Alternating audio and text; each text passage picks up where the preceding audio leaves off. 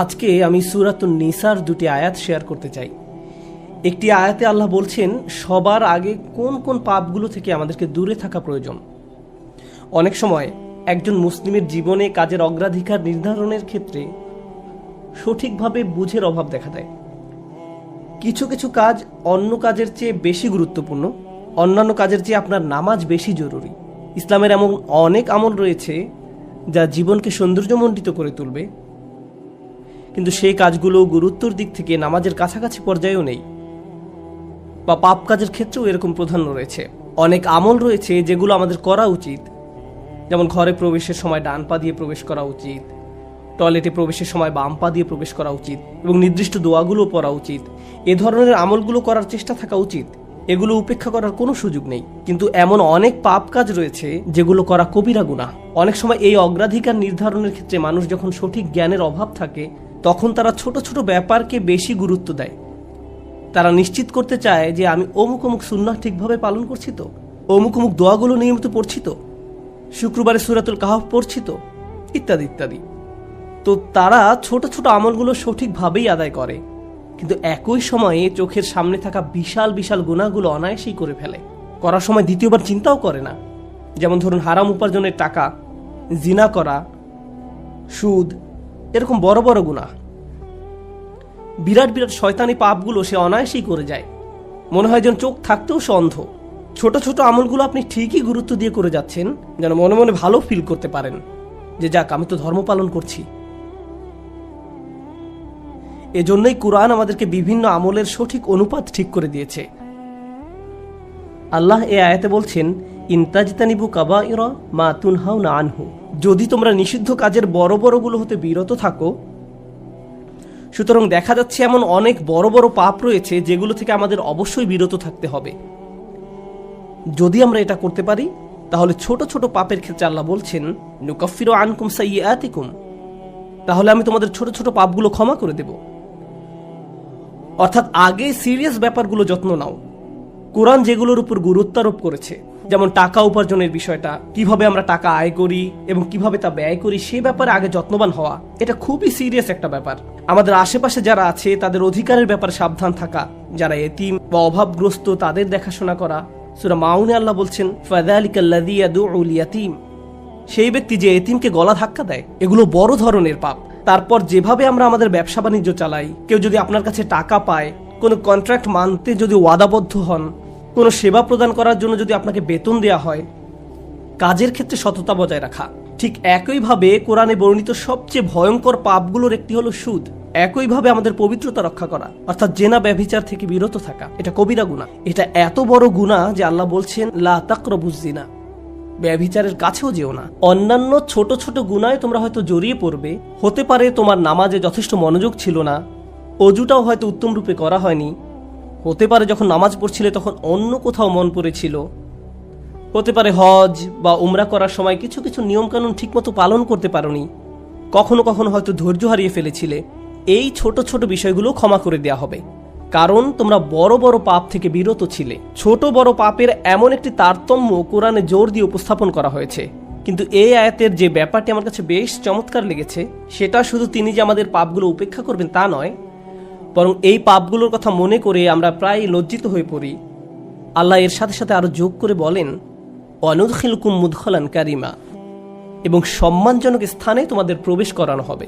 অন্য কথায়, ওই ছোট ছোট ত্রুটিগুলোকে উপেক্ষা করে তোমাদেরকে সম্মানিত করা হবে, মর্যাদা দেয়া হবে। আর ওই সব লজ্জাজনক ব্যাপারগুলো তোমাদের রেকর্ড থেকে মুছে ফেলা হবে। তাই যখন তোমরা আল্লাহর সামনে আসবে, অপমানিত হবে না, তোমাদের সম্মানজনক স্থানে প্রবেশ করানো হবে। এই আয়াতের আরেকটি ব্যাপারও আমার কাছে বেশ চমৎকার মনে হয়েছে। এই আয়াতের পূর্বের কয়েকটি আয়াতে কিছু কিছু কবিরা গুনাহ নিয়ে কথা বলা হয়েছে, যেমন ব্যবসায় প্রতারণা করা, কাউকে অন্যায়ভাবে হত্যা করা। আর ছোট ছোট পাপ ক্ষমা করে দেওয়ার আয়াতের ঠিক পরের আয়াতে আরো অসাধারণ উপায়ে জীবনের বিভিন্ন বড় বড় পাপে জড়িয়ে পড়ার যে মূল কারণ সেটা বলা হয়েছে। আল্লাহ আযজা ওয়া জাল্লা বলেন, ওয়ালা তাতামান্নাউ মা ফাদ্দালাল্লাহু বিহি বা'দাকুম আলা বা'দ, আর তোমরা আকাঙ্ক্ষা করো না এমন সব বিষয়ে যাতে আল্লাহ তাআলা তোমাদের একের উপর অন্যের শ্রেষ্ঠত্ব দান করেছেন। তো আমাদের ক্ষেত্রে যা ঘটে যখন আমরা এমন কাউকে দেখি যে আমাদের চেয়ে বেশি টাকা উপার্জন করে, আমাদের চেয়ে তার চেহারাটাও বেশি সুন্দর, তার গাড়িটাও উত্তম, তার সাংসারিক জীবনটাও প্রশান্তির। কখনো কখনো ভাই বোনের মাঝেও এই হিংসা দেখা দেয়। যেমন আমি বলতে শুনেছি, আমার বোনের গায়ের রং আমার চেয়ে উজ্জ্বল। হিংসা বিভিন্ন প্রকৃতির হতে পারে। কারো ভালো কিছু থাকার কারণে আপনি তাকে ঈর্ষা করতে পারেন, এবং আপনার নিজের সেটা না থাকার কারণ নিয়ে সারাক্ষণ চিন্তা করতে পারেন।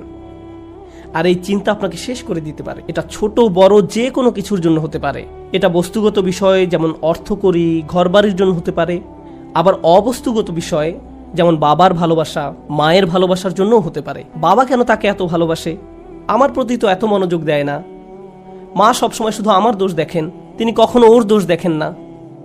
মাঝে মাঝে পিতামাতার আচরণ ব্যাপারটাকে আরো জটিল করে তোলে, কারণ তারা বারবার বলতে থাকেন, কেন তুমি তোমার ভাইয়ের মতো হতে পারো না, ও কত লক্ষ্মী। তাদের এমন আচরণ পরিবারের ভিতরে আরো বেশি হিংসা তৈরি করে।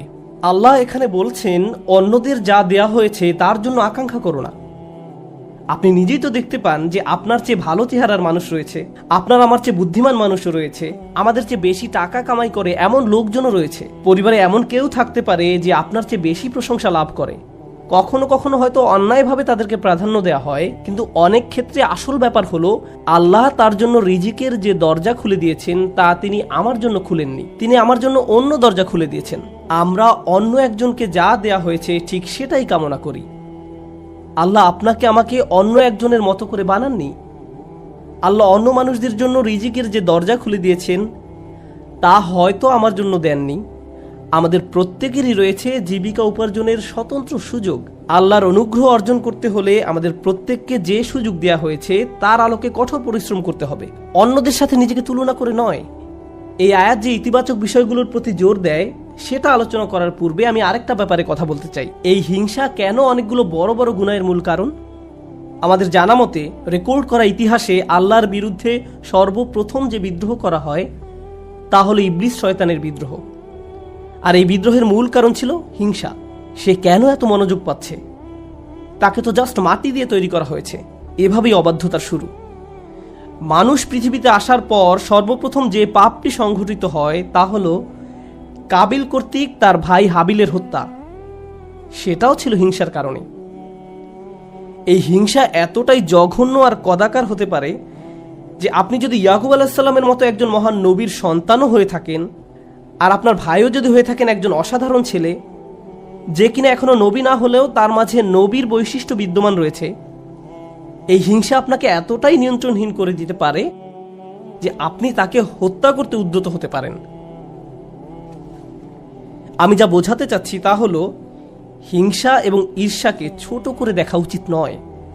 ব্যাপারটাকে এমন মনে হতে পারে যে এটি আমার আপনার ভিতরে একটা অনুভূতি মাত্র। মূলত হিংসার আরবি শব্দ হলো হাসাদ, আর হাসাদ শব্দের শাব্দিক অর্থ হলো আঁচড়। তারা এটাকে এভাবে বর্ণনা করে, হিংসা হলো মনের ভিতরে একটি চুলকানি। ঠিক শরীরের চামড়ার উপর কোনো পোকামাকড় কামড় দিলে আপনি যেমন চুলকাতে চান, সেরকম এটি যত চুলকাবেন অবস্থা তত খারাপ হবে। আপনার উচিত হলো একে উপেক্ষা করা, এবং এক সময় এটা এমনিতেই ভালো হয়ে যাবে। আপনাকে এটা উপেক্ষা করতে হবে। এটাই হাসাদ।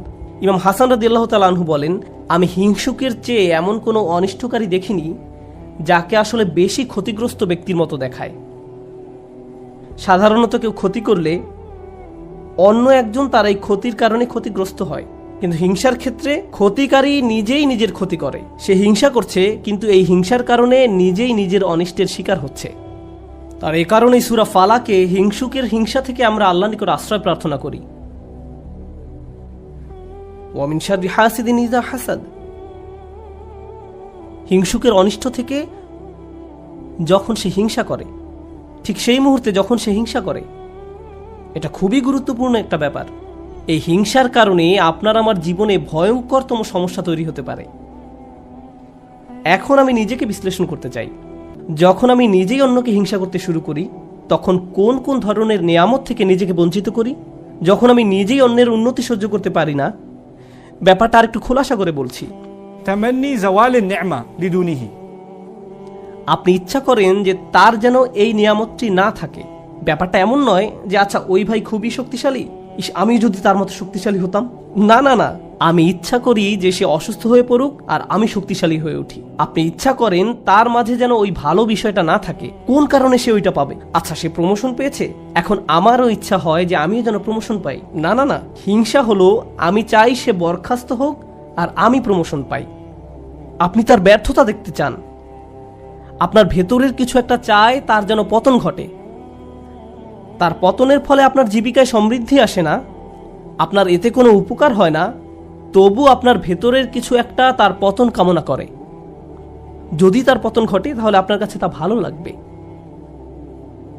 এটাই হলো হাসাদ। কিভাবে এটা একজনের ভালো দিক ধ্বংস করে দেয়? আমরা ইবলিস শয়তান সম্পর্কে জানি।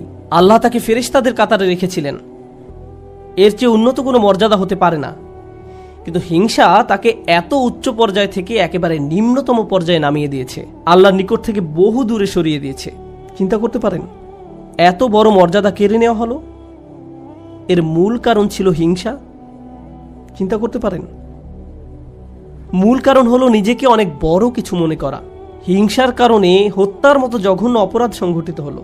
আল্লাহ সূরা আরাফে বর্ণনা করেন, কান্নামা কাতালান নাসা জামিআ, সে যেন গোটা মানব জাতিকে হত্যা করলো। হিংসার কারণে হত্যার মতো জঘন্য অপরাধ সংঘটিত হলো, আর এই মহাপাপের মূল কারণও ছিল হিংসা।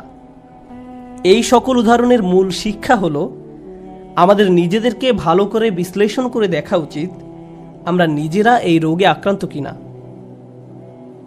ভালো করে খতিয়ে দেখা উচিত আমাদের মাঝে এই ঘৃণ্য ব্যাধিটি আছে কিনা। মানুষ শুধু টাকা পয়সা নিয়ে হিংসা করে না, মানুষ প্রায় সব কিছু নিয়ে হিংসা করে।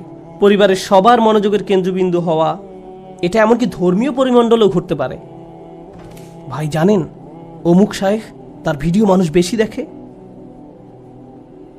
আপনি তার ফলোয়ারদের সাথে নিজের ফলোয়ারদের তুলনা করছেন কেন? মাহফিলে তাকে কেন প্রধান বক্তা করা হলো, তাকে কেন সবচেয়ে ভালো সময় বক্তব্য দিতে দেয়া হলো? এমন ঘটনা মসজিদেও ঘটতে পারে। ভাই দেখেছেন তারা কত টাকা তুলেছে, আমরা এত টাকা তুলতে পারিনি।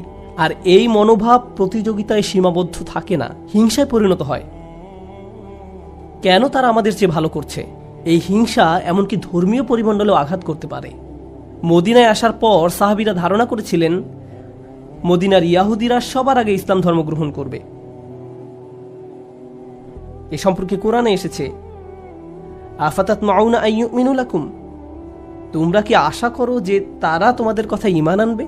কারণ তারা আহলে কিতাব, তারা ওহী অবতীর্ণ হওয়া সম্পর্কে অবগত ছিল। তারা রাসূল সাল্লাল্লাহু আলাইহি সাল্লামকে সেভাবে চিনত যেভাবে তারা তাদের ছেলে মেয়েদের চিনতে পারত। এর কারণ ছিল আসলে হিংসা। তারা এই ব্যাপারটা মেনে নিতে পারেনি যে নবী প্রেরণের অনুগ্রহটি বনী ইসরাইলদের কাছ থেকে অন্যদের কাছে চলে যাবে। তারা চাইতো ওহী মুহাম্মদ সাল্লাল্লাহু আলাইহি সাল্লামের কাছে না এসে তাদের কারো কাছে আসুক। জীবনের এমন কোনো দিক নেই যেখানে হিংসার আক্রমণ হওয়ার সম্ভাবনা নেই। এটা আপনার চাকরি জীবনে প্রভাব ফেলতে পারে, ব্যবসায়িক জীবনে প্রভাব ফেলতে পারে, আপনার পারিবারিক জীবন, ব্যক্তিগত জীবন, ধর্মীয় জীবন, সামাজিক জীবন থেকে শুরু করে জীবনের প্রতিটি ক্ষেত্রে এর প্রভাব পড়তে পারে। সম্প্রতি বিশ্বের বিভিন্ন প্রান্তে ভ্রমণ করার অভিজ্ঞতা থেকে আমি এক নতুন ধরনের হিংসা সম্পর্কে অবগত হয়েছি। অনেক বোন এসে আমার কাছে প্রশ্ন করেন, এটা বলার কারণে হয়তো আমি সমস্যায় পড়তে পারি, যাই হোক, কোরআনে কেন পুরুষদের জন্য অমুক অমুক বিধান দেয়া হয়েছে আর নারীদের জন্য সম্পূর্ণ ভিন্ন বিধান দেয়া হয়েছে? পুরুষদের কেন বোরকা পরতে হয় না? আমাকে এই প্রশ্ন করা হয়েছিল। ডিভোর্স আইনের ক্ষেত্রে দেখা যায় আইনগুলো কেমন যেন পুরুষের অনুকূলে, মহিলারা জান্নাতে কি পাবে? আমি বলছি না যে এই প্রশ্নগুলোকে উপেক্ষা করতে হবে, কিন্তু এখানে একটা ব্যাপার আমাদের সাবধান থাকতে হবে। আমরা আল্লাহ সুবহানাহু ওয়া তাআলা সম্পর্কে কথা বলছি।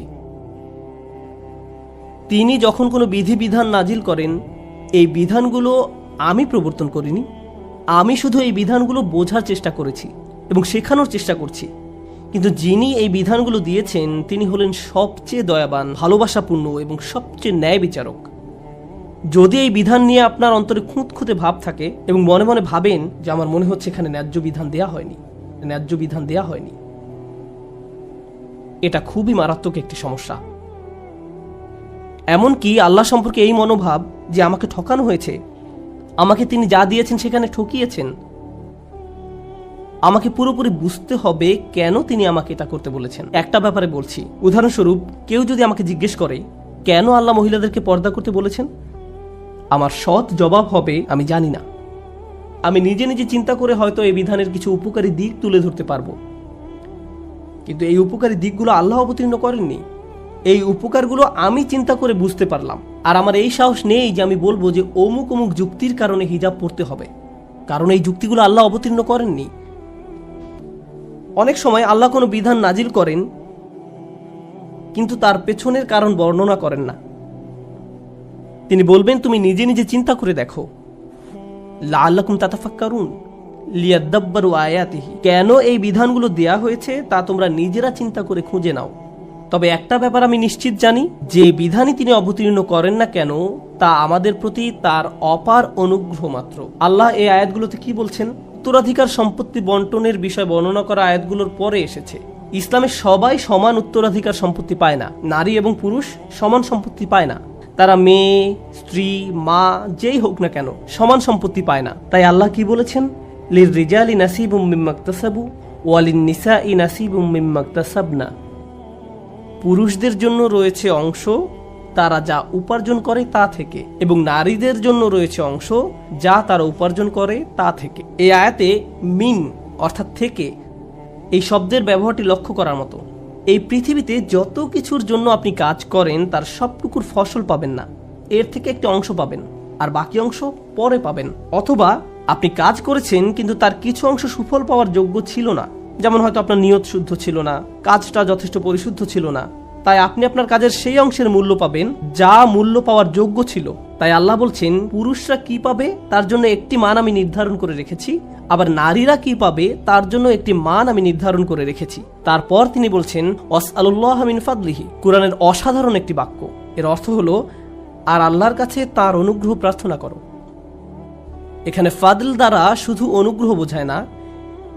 হিংসার ক্ষেত্রে হিংসুক ব্যক্তি মনে করে অমুক আমার চেয়ে বেশি ফাদল পেয়েছে, অমুক ব্যক্তি সম্পত্তির দিক থেকে আমার চেয়ে বেশি ফাদল বা অধিক আনুকূল্য পেয়েছে, অথবা চেহারা সুরতের দিক থেকে বা সুযোগ সুবিধার দিক থেকে বেশি আনুকূল্য পেয়েছে। বাসায় কোনো মেয়েও এমনটা অনুভব করতে পারে, কারণ তার বোন বিয়ের সব প্রস্তাব পাচ্ছে কিন্তু সে পাচ্ছে না, আমার বোন আমার চেয়ে বেশি ফাদল পেয়েছে। আল্লাহ বলছেন যদি তুমি ফাদল পেতে চাও তাহলে আল্লাহর অন্য কোনো সৃষ্টির চেয়ে বেশি চাওয়ার পরিবর্তে সরাসরি আল্লাহর কাছ থেকে নিজের জন্য ফাদল চাও। নিজেকে অন্যদের সাথে তুলনা করা বন্ধ করো, বরং আল্লাহর নিকট থেকে তুমি নিজের জন্য কি পেতে পারো তার দিকে মনোযোগ দাও। মনে মনে ধরে নাও যে আশেপাশে কারো কোনো অস্তিত্ব নেই, অন্যদের কি আছে সে সম্বন্ধে চিন্তা ভাবনা করা বন্ধ করো। মনের উপর যদি এরূপ নিয়ন্ত্রণ প্রতিষ্ঠা করতে পারেন তাহলে খুবই সুখী জীবনযাপন করতে পারবেন। যদি কখনো এমনটা হয় যে তুমি ক্লাসে বসে আছো, স্যারের বক্তব্য শুনতে পাচ্ছ কিন্তু কিছুই বুঝতে পারছো না, মনে মনে ভাবছো আমি জানি না আমি কোন স্বর্গে বাস করছি, কিন্তু তোমার পাশের ছেলে বা মেয়েটি প্রতিবার হাত তুলে স্যারের প্রত্যেকটা প্রশ্নের জবাব দিচ্ছে আর তোমার মন বিষিয়ে উঠছে। মনে মনে ভাবছো যদি মেয়েটাকে কষে একটা চর দিতে পারতাম, আমি তাকে সহ্য করতে পারছি না কারণ সে সব প্রশ্নের উত্তর দিচ্ছে। তোমার সকল মনোযোগের কেন্দ্রবিন্দুতে এমন একজন যে তোমার চেয়ে বেশি বুদ্ধিমান, যে স্যারের প্রিয় ছাত্র, যে সকলের মনোযোগ পাচ্ছে, যার কারণে তোমার নিজেকে খারাপ ছাত্র মনে হয় বা যার কারণে তারা তোমাকে লজ্জা দিচ্ছে। কিন্তু একটা ব্যাপার কি তুমি খেয়াল করেছো? তুমি সেখানে বসে আছো শুধু তুমি এবং শিক্ষক। তুমি এখানে এসেছো শিখতে, অন্যের দোষ না দিয়ে তোমার উচিত নিজেকে দোষ দেয়া। হায় হায় আমি আমার মনোযোগ হারিয়ে ফেলেছি। নিজের কাছে ব্যাখ্যা দাবি করো কেন তুমি মনোযোগ হারালে। প্রশ্ন করতে গিয়ে লজ্জা অনুভব করো না। তুমি এখানে এসেছো নিজের উন্নতি সাধন করতে, অন্যদেরকে নিজের মূল্য বোঝাতে নয়। তুমি এই জন্য শিখতে আসনি। একই কথা প্রযোজ্য চাকরির জায়গায়, পরিবারের। অন্য কাউকে বেশি দাম দেওয়া হচ্ছে বলে আপনি নিজেকে গুটিয়ে ফেলবেন না। যদি কোনো অন্যায় করা হয় আপনি কথা বলুন, কোনো কিছু যদি বলার থাকে বলুন। যদি কোনো কিছু আপনাকে বিরক্ত করে ভেতরে ভেতরে জ্বলবেন না এবং এটাকে বড় হতে দিবেন না, নিজের ভেতরে ঘৃণা তৈরি হতে দেবেন না। আমরা আল্লাহর নিকট যে দোয়াগুলো করি তার একটি হলো ওয়ালা তাজআল ফি কুলুবিনা গিল্লাল লিল্লাযিনা আমানু, ঈমানদারদের বিরুদ্ধে আমাদের অন্তরে কোনো বিদ্বেষ রেখো না। যখন আমরা কিয়ামতের দিন তার সামনে দণ্ডায়মান হব তখন যেন আমাদের অন্তরে ঈমানদারদের বিরুদ্ধে কোনো গিল বা খারাপ অনুভূতি না থাকে। আমরা দুনিয়াতেও এটা চাই না, আর জান্নাতে আল্লাহ আমাদের থেকে তা দূরে রাখুন। তাই এই ব্যাপারটা পার্থিব জীবনে ঘটতে পারে। এমন হতে পারে যে কারো বিরুদ্ধে আপনার অন্তরে হিংসার মনোভাব তৈরি হচ্ছে, ও সে তো এই পজিশন পাওয়ার যোগ্য নয়, সে তো অমুক কাজ করার যোগ্য নয়। আপনার অন্তরে যদি এমন অনুভূতি তৈরি না হয় তাহলে সেটা খুবই ভালো। কিন্তু অনেক মানুষ আছে যারা এভাবে চিন্তা করে ওই লোক আমার চেয়ে অনেক বেশি বেতন পায়, সে কেন আমার চেয়ে বেশি বেতন পাবে? তারা কত টাকা বেতন পায় বা না পায় তার সাথে আপনার সম্পর্ক কি? আপনি কি করেন? আপনি কি অর্জন করেছেন? আপনার যদি মনে হয় যে আপনার আরো বেশি বেতন পাওয়া উচিত, তাহলে ব্যাপারটা যথাযথ কর্তৃপক্ষকে বলুন। ওয়াসআলুল্লাহ মিন ফাদলিহি, আল্লাহর কাছে তাঁর অনুগ্রহ প্রার্থনা করুন। ইন্নাল্লাহা কানা বিকুল্লি শাইইন আলিমা, নিঃসন্দেহে আল্লাহ তাআলা সর্ববিষয়ে জ্ঞাত।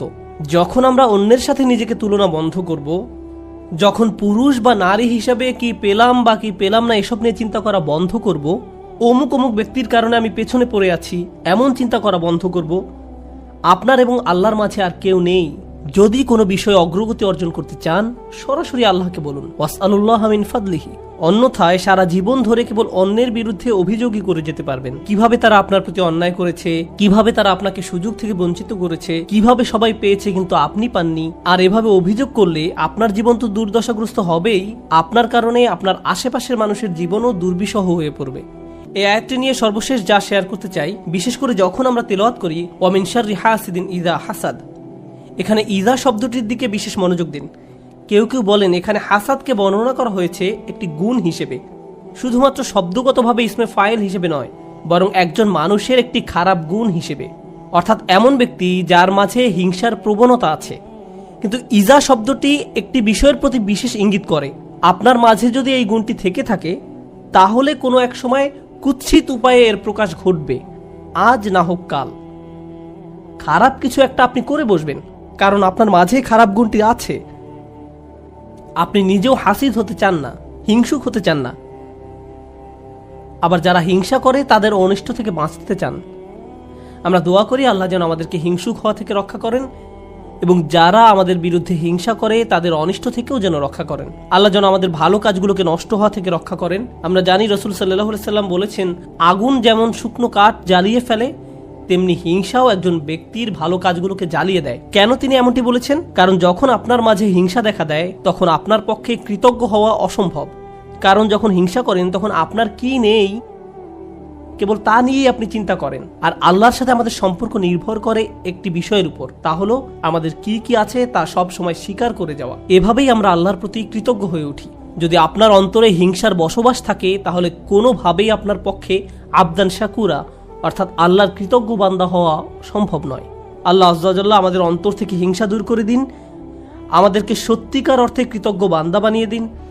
আল্লাহ সঠিকভাবে তার অনুগ্রহ চাওয়ার মতো তৌফিক দান করুন এবং আমাদের জীবনকে আরো সুন্দর করে দিন। বারাকাল্লাহু লি ওয়া লাকুম ফিল কুরআনিল হাকিম ওয়া নাফা'নি ওয়া ইয়্যাকুম বিল আয়াতি ওয়াজ যিকরিল হাকিম।